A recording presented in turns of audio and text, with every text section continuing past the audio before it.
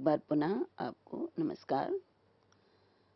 अब हम आपके सामने कुमार संभव के पद्य संख्या 9 के संबंध में कुछ चर्चा करेंगे। और जैसा कि मैं पहले भी बता चुकी हूँ पूर्व व्याख्यानों में कि इन पद्यों के माध्यम से कवि कालिदास हिमालय पर्वत पर पाए जाने वाले बहुमूल्य पदार्थों का वर्णन हमारे सामने प्रस्तुत कर रहे हैं। और वो वर्णन बड़ा ही प्राकृतिक और बड़ा ही सहज रूप में उन्होंने किया है। और मैंने ये प्रयास किया है कि जो कालिदास ने जो भी वर्णन यहाँ किया है, क्या वास्तव में वो पदार्थ इस समय विद्यमान हैं या हिमालय पर क्या वो सच में पाए जाते हैं और उनका आकार प्रकार कैसा है। तो ये मैंने ऑनलाइन कुछ सामग्री उसके साथ प्रस्तुत की है ताकि हम तुलना कर सकें कि कालिदास ने जो वर्णन किया है वो आज भी उसी प्रकार से हमें वो वस्तुएं वहाँ पर प्राप्त होती हैं। तो इस पद्य को मैं आपके सामने पढ़ती हूँ। और इस पद्य में कहा, कपोल कंडोह करिभिर विनेतुम विघट्टितानां सरल द्रुमाणाम यत्र स्तुत क्षीरतया प्रसूतः सानोनि गंधा सुरभि करोति। तो वो हिमालय पर इस श्लोक के माध्यम से ये बताया गया कि हिमालय पर देवदार के वृक्ष पाए जाते हैं और हिमालय पर हाथी भी पाए जाते हैं। तो यहाँ पर उन दोनों का किस तरह से उन्होंने वर्णन किया है। तो देखिए यहाँ कहा कि करीभी कपोल कंडोह विनेतुम।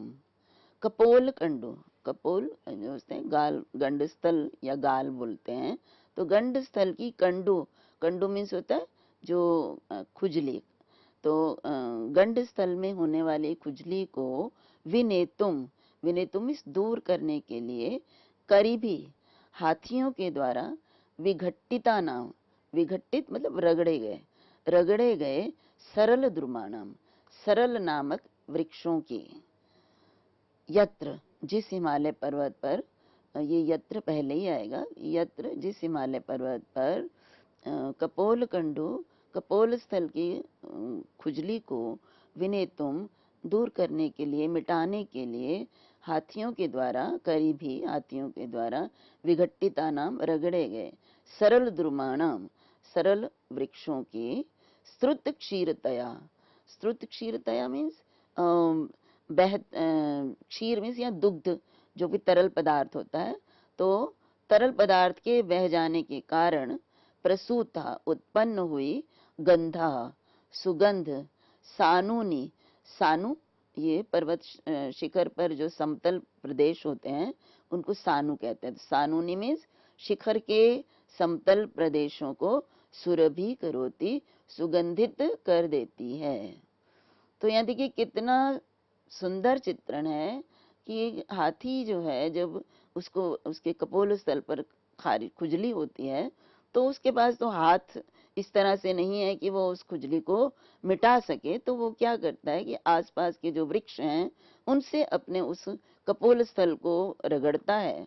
और जब वो रगड़ता है तो हाथी का रगड़ना अर्थात वो जो वृक्ष की छाल है वो छिल जाती है और छिल जाने से उसमें से जो तरल पदार्थ निकलता है वो इतना सुगंधित होता है कि वो जितना भी हिमालय पर्वत का जो प्रदेश है जो कि बिना उसके समतल है, तो यहाँ पर सानूनी मतलब एक नहीं बहुत सारे प्रदेशों को वो अपनी सुगंध से भर देता है। तो यहाँ पर देखिए यद्यपि कालिदास ने केवल हम कहेंगे कि प्रकृति का चित्रण किया कि वहां पर हाथी पाए जाते हैं और वृक्ष पाए जाते हैं, परंतु इस वर्णन के माध्यम से उन्होंने जो हमारे सामने बताया है कि ये जो सरल वृक्षों का जो वर्णन किया और उनसे बहने वाले पदार्थ के विषय में जो हमारे सामने जानकारी दी, उसके संबंध में यदि आज भी हम देखें या पढ़ें या सुने तो हमें ये पता चलता है कि ये जो देवदार के वृक्ष इनको कहते हैं और इनकी लकड़ी बहुत ही बहुमूल्य होती है और उससे अनेक प्रकार के जो सामान है लकड़ी का वो बनता है। और इनका जो तेल होता है जिसको इन्होंने क्षीर बोला है और तरल पदार्थ बोला है, वो वास्तव में इस लकड़ी से जो तेल निकलता है उससे वो अनेक प्रकार की औषधियों में काम आता है, जिसको कि हमारे वैज्ञानिक भी जो है इनको सिद्ध कर चुके हैं। तो इसलिए मैं सबसे पहले तो आपके सामने ये दिखाना चाहूंगी कि सरल वृक्ष जो है, जिसका वर्णन कालिदास ने किया है, वो आज भी जिनके चित्र हमें प्राप्त होते हैं वो किस प्रकार से होते हैं और उनको सरल वृक्ष क्यों कहते हैं। तो देखिए, ये आपके सामने मैंने एक चित्र निकाला है, जिसको देखने से ये पता चलता है कि ये सीधा होता है एकदम से, और इसका इसलिए कालिदास ने इसको सरल वृक्ष नाम दिया है। और इसको देवदार और देवदारू नाम भी इसी वृक्ष के होते हैं। और ये सीधे तने वाला शंकुधारी पेड़ होता है, अर्थात इसके जो पत्ते हैं ना, वो ऊपर से मुड़े हुए होते हैं शंकु की तरह। और इसकी लंबाई 40 से 50 मीटर तक और कभी कभी तो 60 मीटर तक भी होती है। और इसके तने 2 मीटर तक, और खास वृक्षों में तो ये 3 मीटर भी होती है। तो ये जो वर्णन कालिदास ने किया है सरल वृक्ष, तो ये सरल वृक्ष इसी लिए कहा कि ये एक सीधा लंबा वृक्ष होता है। और इसकी लकड़ी बहुत मजबूत होती है, हल्की होती है और सुगंधित होती है। इसीलिए कालिदास ने कहा कि जब इसको अपने गालों से हाथी रगड़ते हैं खुजाने के लिए, तो उससे जो पदार्थ निकलता है उस लकड़ी का, तो वो बहुत ही सुगंधित होता है। और इनका जो मूल स्थान है वो पश्चिम हिमालय के पर्वतों पर है, जिसका कालिदास ने भी वर्णन किया है। और पुराने समय में ऋषि मुनि भगवान शिव की आराधना करने के लिए इसी देवदार वृक्ष के नीचे ही वो तपस्या किया करते थे। तो ये तो है सामान्य दृष्टि से मैंने आपके सामने प्रस्तुत किया, जो हमें विवरण प्राप्त होता है, जिसके मैंने कालिदास के संबंध में आपके सामने बताया। वनस्पति विज्ञान के अनुसार भी जब हम बात करें तो वनस्पति विज्ञान विभाग के एक प्रोफेसर डॉक्टर ललित तिवारी बताते हैं कि सिडरस देवदार, लार्ज एवरग्रीन कोनिफर ट्री, जिसको उन्होंने विज्ञान की भाषा में दिया लार्ज एवरग्रीन कोनिफर ट्री के नाम से भी जाना जाता है। और इसकी छीलन और बुरादे से 2.5 से लेकर 4% तक वाष्पशील तेल प्राप्त होता है, जो सुगंध के रूप में हिमालयी सेंडार वुड तेल के नाम से व्यवहृत होता है। तो ये उसी तेल की संभवतः कालिदास भी बात करते हैं कि जिसकी सुगंध उस हिमालय पर्वत के जो पर्वतीय प्रदेश हैं उनमें सब जगह फैल जाती है। और इसके तने, पत्तियां, बाकी लकड़ी में तमाम तरह के केमिकल पाए जाते हैं, ये उन वैज्ञानिक का मानना है। और उन्होंने कहा कि इसमें टैक्सीफोलिन और सिड्रिन, फिर डिओड्रिन, और इसके बाद लैलोनॉल और एंथॉल, ये जो हैं ये केमिकल्स पाए जाते हैं, जो कि अनेक प्रकार के औषधीय गुणों से युक्त होते हैं। तो इस प्रकार से कालिदास ने जिस वृक्ष का वर्णन किया उसकी वैज्ञानिक उपयोगिता और हिमालय पर पाए जाने वाले के प्रमाण भी हमें हमारे सामने प्राप्त होते हैं। तो अब यदि हम आपके सामने इनके शब्दों को देखें, तो देखिए यहाँ है सबसे पहला जो है कपोल कंडू। कपोल कहते हैं गालों को, तो द्विवचन में प्रयोग होगा कपोलयो कंडू। कंडू ये स्त्रीलिंग शब्द है, तो इसलिए कंडू दीर्घ उकारांत शब्द है। और कंडू अगर हम बहुवचन में प्रयोग करते हैं, द्वितीय बहुवचन में, तो ही होगा। तो कपोलयो कंडू, कपोल कंडू। और विनेतुम, वी, नी और तुमन प्रत्यय है। और देखिए, जो हिमालय पर्वत पर हाथी पाए जाते हैं, इसका गज आयुर्वेद में भी वर्णन किया गया है और कहा हिमवद विंध्य मलया गजा नाम पर्वता नगा। हिमालय, विंध्य और मलय पर्वत जो हैं, यहाँ हाथी, ये पर्वत हाथियों के उत्पत्ति स्थान है। तो यहाँ पर हाथियों का पाया जाना इस उक्ति से भी हमें स्पष्ट प्रतीत होता है। तो इस प्रकार से हमने देखा कि किस तरह से हिमालय पर्वत पर जो उस समय कालिदास ने वृक्षों का वर्णन किया है, वो आज भी वो वृक्ष पाए जाते हैं। और उन वृक्षों की जो लकड़ी है, देवदार के वृक्ष तो बहुत ही उपयोगी वृक्ष माने जाते हैं, तो इनकी लकड़ी आज भी प्राप्त होती है और उनको अनेक प्रकार के उपयोगों में लाया जाता है। अब मैं आपके सामने अगला पद्य प्रस्तुत करती हूँ। और अगले पद्य भी कालिदास ने हिमालय पर्वत के महत्व को बताते हुए ही हमारे सामने प्रस्तुत किया है। तो वने चराणाम वनिता सखानाम दरिगृहोत्संग निषक्त भासः भवन्ति यत्रोषधयो रजन्याम तैल पूरा सुरत प्रदीपाः। देखिए, कालिदास को श्रृंगार रस का कवि माना जाता है और कालिदास ने अपने काव्यों में संभोग और विप्रलंभ दोनों ही श्रृंगार रस का प्रयोग किया है। तो यहाँ पर कालिदास के संभोग श्रृंगार की झलक हमें प्राप्त होती है और उसी के विषय में कालिदास ने इस प्रकार से उसको चित्रण किया है कि वने चराणाम वनिता सखानाम।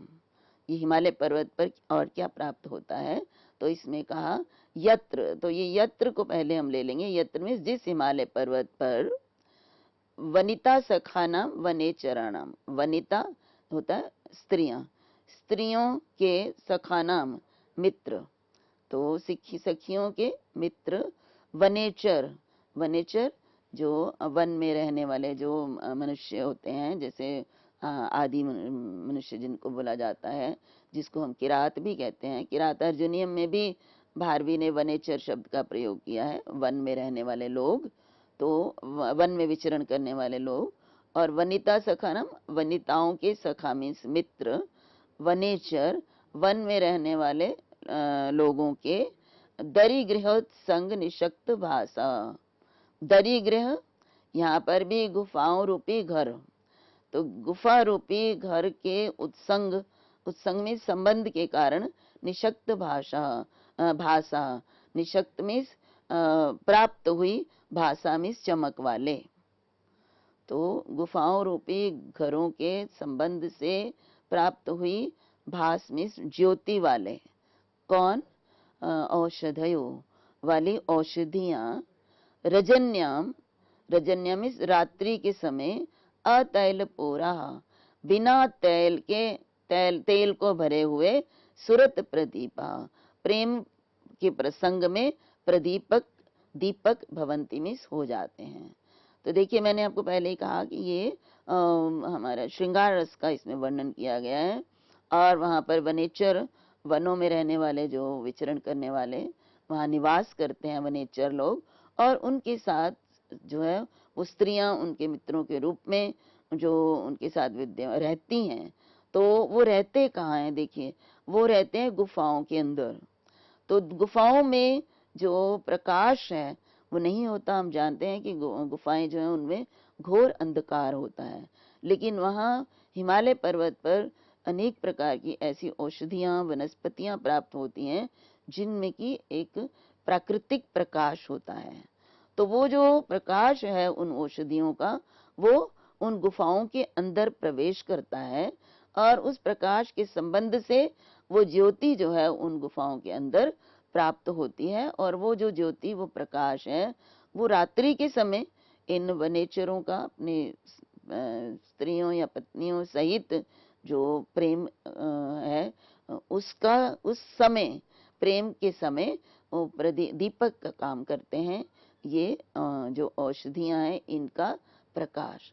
तो देखिए कितना एक सुंदर वर्णन कालिदास ने किया है कि आप कल्पना कीजिए कि पूरा हिमालय पर्वत है जहाँ किसी प्रकार का कोई प्रकाश नहीं है, और रात्रि के समय जो गुफाएं हैं उनमें तो अंधकार होना चाहिए, और ये वनेचर जो हैं दिन भर के यदि घूमते हैं और रात्रि को विश्राम करते हैं तो वो शयन करने के लिए उन गुफाओं में प्रवेश करते हैं। और यदि वहाँ पे प्रकाश नहीं है तो वो किस तरह से वहाँ पर वो रात को बिता सकते हैं।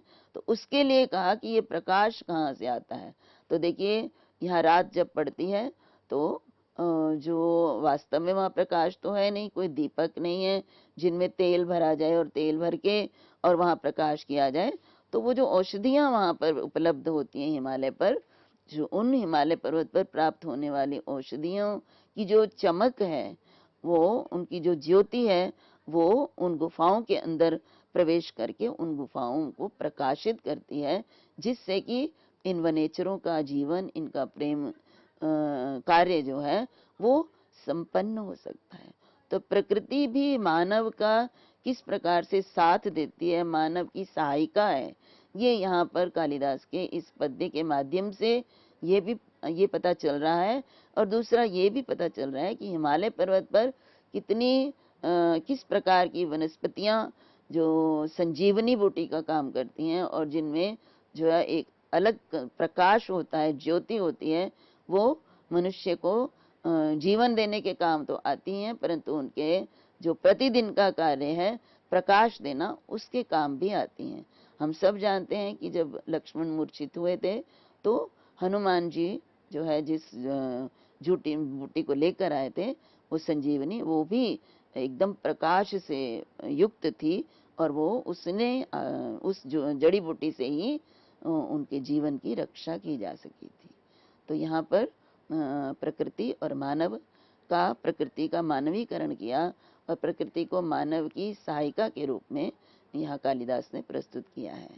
तो यहाँ कुछ शब्द हैं जिनके विषय में हम चर्चा करेंगे, और वो है पहले तो वनेचर। तो वनेचराणाम, तो वनेचरणम, वने चरंती इति वनेचर।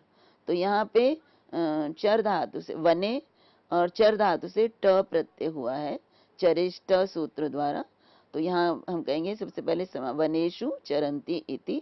तो वने और चर और ट चरिष्ट सूत्र से हुआ है, और हमारे पास एक सूत्र है तत्पुरुषे कृति बहुलम।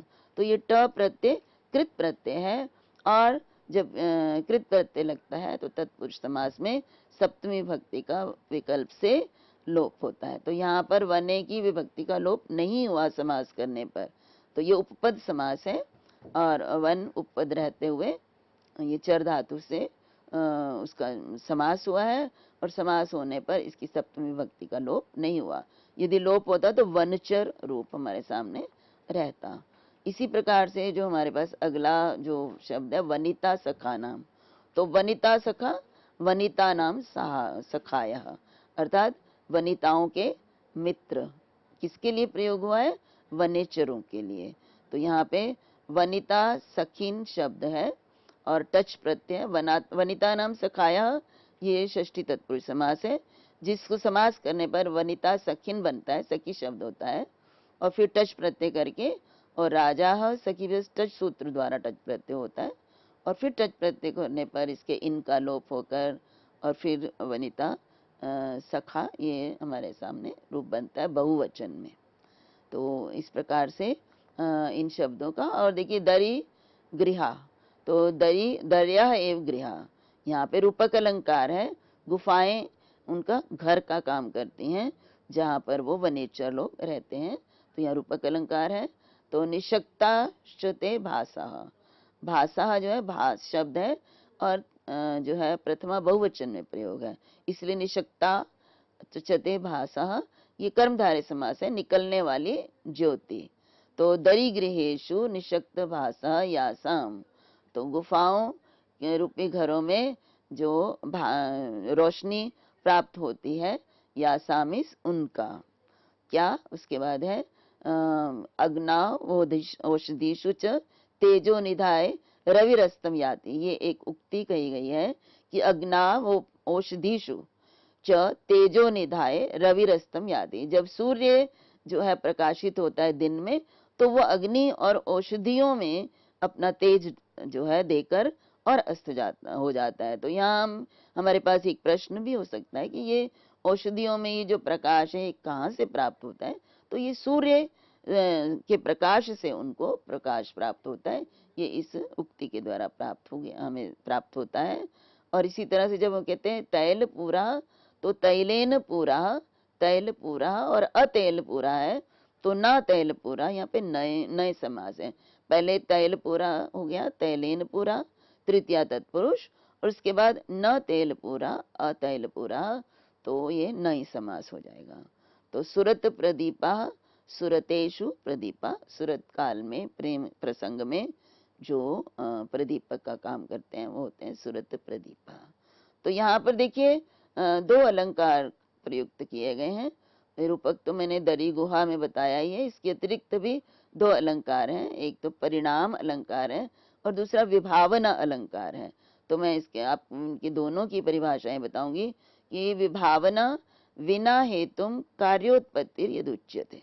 तो विभावना अलंकार वहां होता है जहाँ पे हेतु नहीं है लेकिन कार्य की उत्पत्ति हो जाती है। तो जैसे यहाँ बताया है कि तेल नहीं प्राप्त हो रहा, तेल से भरे हुए जो है दीपक नहीं है, लेकिन फिर भी यहाँ पर प्रकाश की प्राप्ति हो रही है। तो इसलिए यहाँ पर एक तो विभावना अलंकार है और दूसरा परिणाम, आरोप्यमाणस्य प्रकृतोपयोगित्वे परिणामः। और जो आरोप किया जाता है वो प्रकृत में जिसका वर्णन उस पद्य में किया जा रहा है उसका उपयोगी हो, उसके लिए वो उपयोगी हो, तो वहां पे परिणाम अलंकार होता है। तो इस पद्य में आरोप किया गया है इन पर ज्योति का, इनका प्रकाश का आरोप किया गया है औषधियों पर। तो औषधियों पर किया जाने वाला जो दीपक का आरोप है वो जो हम किन्नर, जो वनेचरों के प्रेम कार्य में सहायता दे रहा है, इसलिए, और उसी का वर्णन इस पद्य में किया गया है, तो उसमें ये सहायक है, इसलिए ये परिणाम अलंकार का उदाहरण है। तो इसके साथ अब हम अगले पद्य की तरफ जाते हैं और अगले पद्य में वो किस तरह से हिमालय पर्वत का वर्णन करते हैं। तो यहाँ पे देखिए, उद्वेजयत्यंगुली पार्ष्णी भागान मार्गे शिलीभूत हिमेपि यत्र न दुर्वह श्रोणी पयोधरार्ता भिन्दन्ति मंदाम गतिम स्वमुख्यः। देखिए, अभी हमने पूर्व श्लोक में भी एक स्थान पर जो है गतिम अश्वमुख्या, तो अश्वमुखी जो मैंने बताया था कि किन्नर क्या होते हैं, जिनका मुख अश्व के का होता है और उनका शरीर मनुष्य का होता है। और दो तरह के होते हैं, जिनका मुख मनुष्य का और शरीर अश्व का, तो वो भी किन्नर होते हैं। तो यहाँ पर भी अश्वमुख्या कहा, ये ऐसे किन्नर, और ये स्त्रीलिंग में अश्वमुखी, तो ये ऐसी किन्नरियां जो हिमालय पर्वत पर रहती हैं, जिनका मुख अश्व के समान होता है, तो उनके विषय में कहा कि यहाँ पर इस पद्य को हम देखेंगे कि उद्वेजयति अंगुली पार्ष्णी भागान मार्गे शिलीभूत हिमे अपि यत्र। यत्र मीन्स जिस हिमालय पर्वत पर शिलीभूत हिमे, शिलीभूत हिमे मीन्स जहाँ हिम शिला के समान हो गए। शिला के समान मतलब कि वो जम जाने के बाद जब जिस समय हिमपात होता है तो हिम बहुत ही जो है वो नरम होती है, हाथ में भी लेकर उसको रुई की तरह उससे उछाला जा सकता है। लेकिन जब वो हिमपात होने के कुछ समय बाद वो जम जाती है हिम, तो वो ऐसे हो जाती है कि जैसे शिला है, पत्थर है, और वो फिसलने वाली भी हो जाती है। तो यहाँ पे देखिए, शिलीभूत हिमे, शिलीभूत मीन्स चट्टान बनी हुई हिम के, उद्वेजयति, उद्वेजयति मीन्स उद्विग्न करने पर भी, मतलब उद्विग्न करना अर्थात कष्ट देना, तो कष्टकारी होने पर भी अंगुली पार्ष्णी भागान। अब किसको कष्टकारी होती है? अंगुली पार्ष्णी भागान, उंगलियों और पार्ष्णी, पार्ष्णी होता है पैर के नीचे वाला भाग, तो उंगलियों और पैर के नीचे वाले भाग को कष्टकारी होने पर भी, क्या कष्टकारी होते हैं? शिलीभूत हिम। तो यहाँ पे कहा कि शिलीभूत हिम के अंगुली के उंगलियों के और पैर के निचले स्थानों को उद्वेजयति अपि, कष्टकारी होने पर भी। कहाँ? मार्ग में। तो पहले तो मैं ये समझना पड़ेगा कि जो वो किन्नर किन्नरियां हैं वो वहां पर हिमालय पर्वत पर निवास करते हैं, और जब वो निवास करते हैं तो वहां जिस समय हिमपात होता है, तो हिमपात के बाद जब वहां बर्फ जम जाती है तो उस पर वो चलते हैं, वहां उनको तो वहां रहना, घूमना, खाना, खाद्य सामग्री इत्यादि को वहीं पर ही उनका समस्त कार्य होता है। तो यहाँ पे मार्ग में उनको किस तरह की परेशानी होती है जब वो हिम जम जाती है। तो यहाँ पे फिर से कहा कि मार्गे शिलीभूत हिमे अंगुली पार्श्व भागान उद्वेजयति अपि। तो मार्ग में शिलीभूत चट्टान की तरह बनी हुई हिम के अंगुलियों के और पैरों के निचले भाग को कष्ट देने वाली होने पर भी, क्या? दुर्वह श्रोणी पयोधरार्ता मंदाम गतिम अश्वमुख्या न भिन्दन्ति। तो उनको कष्ट हो रहा है, कहाँ पर? यत्र। ये यत्र हमेशा पहले आएगा कि जिस हिमालय पर्वत पर। तो कष्टकारी होने पर भी अश्वमुखियां दुर्वह श्रोणी पयोधर आरता। दुर्वह मतलब जो कठिनता से उठाए जाने योग्य, श्रोणी मीन्स होता है कमर भाग, और पयोधर स्तनों का भार। तो उससे, उनके भार से पीड़ित होने के कारण मंदाम गतिम न बिंदंती, अपनी मंद गति को नहीं छोड़ती हैं। देखिए कितना सुंदर वर्णन है कि आपने देखा अश्व और मनुष्य का शरीर, और वो जो है उनका शरीर बहुत भारी होता है किन्नरियों का, क्योंकि अश्व का अपने आप में मुख बहुत बड़ा होता है और उसके बाद मनुष्य का शरीर उसके साथ है। तो इसके विषय में यहाँ इसी से हमें पता चलता है कि उनके शरीर का बहुत भार होता है। कुछ भाग श्रोणी और पयोधरों का जो भाग है वो बहुत अधिक वजनदार होता है। तो यहाँ पे देखिए कवि ये कहना चाहते हैं कि जो चट्टाने जो है बन चुकी है बर्फ, अब उस पे यदि वो उंगलियां और उनके हाथ की उंगलियां, पैर की उंगलियां, इनसे आप देखिए, क्योंकि अश्व का मुख है तो वो उनके 4 पैर हैं, तो उनको हाथ भी रखने हैं, हाथों का प्रयोग भी करना है, पैरों का भी प्रयोग करना है। तो उसमें क्या वो कष्ट होता है उसमें, जब वो बर्फ पर पड़ते हैं तो बहुत सख्त हो जाने के कारण उनको कष्ट तो हो रहा है मार्ग में चलने में, लेकिन वो गति जो है तेज नहीं करती हैं। ये एक उनका स्वाभाविक चित्रण है कि किन्नरियां जो हैं वो तीव्र गति से नहीं चलती हैं। तो उसी को कालिदास स्पष्ट करते हैं, कारण बताते हैं कि यद्यपि उनको कष्ट तो हो रहा है, शिला के रूप में जो हिम है उस पर पैर और हाथ जो हैं, उनकी उंगलियां, उनको दर्द हो रहा है, उनको पीड़ा हो रही है मार्ग में, लेकिन क्योंकि उनके जो शरीर के ये अंग हैं श्रोणी और पयोधर, ये दुर्वह हैं, ये भारी होने के कारण इनको उठाना इनके लिए मुश्किल हो रहा है, चलना इनको उठा के, तो इसलिए मंद मंद गति से ही चल रही हैं। अन्यथा जब भी एक मनुष्य का स्वभाव होता है कि जहाँ पे तेज धूप या तेज ठंडा हो और वो पैर चाहता है कि वो जल्दी से भागकर तीव्र गति से चलकर वहां पर वो पहुंच जाए, लेकिन यहाँ पर वो चाहती होंगी कि हम इस रास्ते को जल्दी से पार कर रहे हैं, लेकिन क्योंकि उनके वजन इतना भारी होता है कि वो तेज चल नहीं सकती हैं, इसलिए वो मंद गति को जो है वो नहीं छोड़ती हैं, अर्थात वो मंद मंद ही चलती हैं। तो यहाँ पे किन्नरियों के मंद गति से चलने के विषय में कालिदास बताते हैं कि हिम प्रदेशों में भी वो कष्ट उठाते हुए भी वो तीव्र गति से नहीं चल पाती हैं। तो यही एक चित्रण प्रकृति का कालिदास ने हमारे सामने प्रस्तुत किया है। तो अब इसमें प्राप्त होने वाले जो शब्द हैं उनके विषय में हम जानकारी प्राप्त करेंगे। उद्वेजयति, तो उद्विग धातु है और फिर ये निजंत रूप है, तो उद्वेजयति जिससे उद्वेग भी बनता है, तो ये जो है लट लकार प्रथम पुरुष एक वचन में है, निजंत रूप है। इसके बाद देखिए हमारे पास है अंगुली पार्षणी भागान। तो अंगुली पार्षणी, अंगुल्यश्च पार्षण्यश्च, तो उंगलियां और पार्षण्य जो पैर की तली का नीचे वाला भाग होता है उसको पार्षणी कहते हैं। तो यहाँ पे इसमें द्वंद्व समास है, तो अंगुल्यश्च पार्षण्यश्च, अंगुली पार्षणी, ये समाहार द्वंद्व होने के कारण ये एक वचन में प्रयोग है। फिर अंगुली पार्षणी नाम भागा, ये यहाँ पे फिर षष्ठी तत्पुरुष समास है, तो अंगुली पार्षणी भागा, और फिर भागान है, तो द्वितीय भक्ति बहुवचन में यहाँ पे प्रयोग है। इसी तरह से एक पद है हमारे सामने शिलीभूत हिमे, तो शिलीभूत को पहले देखेंगे और फिर शिलीभूतम, शिलीभूत बनता है जो हमारा जो अभूत तद्भाव है, संपद्य कर्तरी च्वी, तो च्वी प्रत्यय लग के शिली बनता है, और फिर उसके बाद शिलीभूतम, इनमें समास होता है।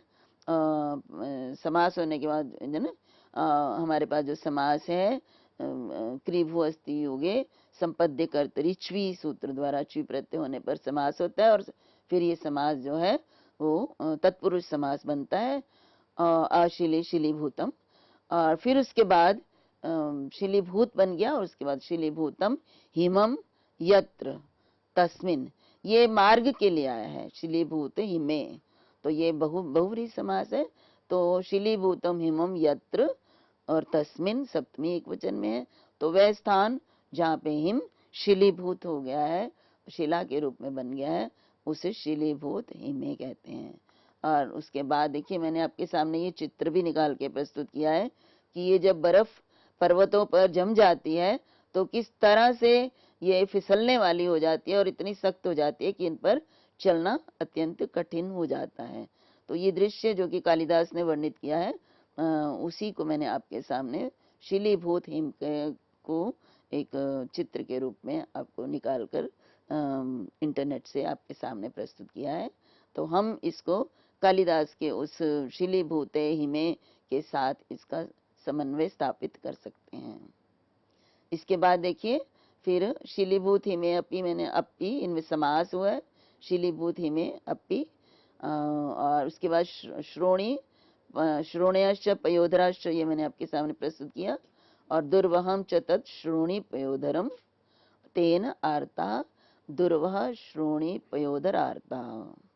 अब अश्व मुख्या की बात करें तो अश्वानाम मुखानी इव मुखानी यासाम ता, अश्वों के मुख के समान जिनके मुख हैं उसे कहते हैं अश्वमुख्या। और इसमें काव्य लिंग अलंकार है, हेतु वाक्य पदार्थत्वे काव्य लिंगम निगद्यते। काव्य लिंग जो है, हेतु जो है वो या वाक्य हेतु हो या पदार्थ हेतु हो, तो वहाँ काव्यलिंग अलंकार होता है। तो यहाँ पर उद्विग्न होने का कारण दिया गया है कि उद्विग्न होते हैं, क्यों होते हैं, क्योंकि वहाँ पे जो है हिम जो है वो शिलीभूत हो गई है। तो इस प्रकार से यहाँ काव्यलिंग अलंकार का प्रयोग किया गया है। तो इसी के साथ आज के लिए इतना ही। अगले व्याख्यान में मैं आपके सामने कुछ अन्य पद्यों पर चर्चा करूंगी। तब तक के लिए सभी का बहुत बहुत धन्यवाद। सभी को मेरा नमस्कार।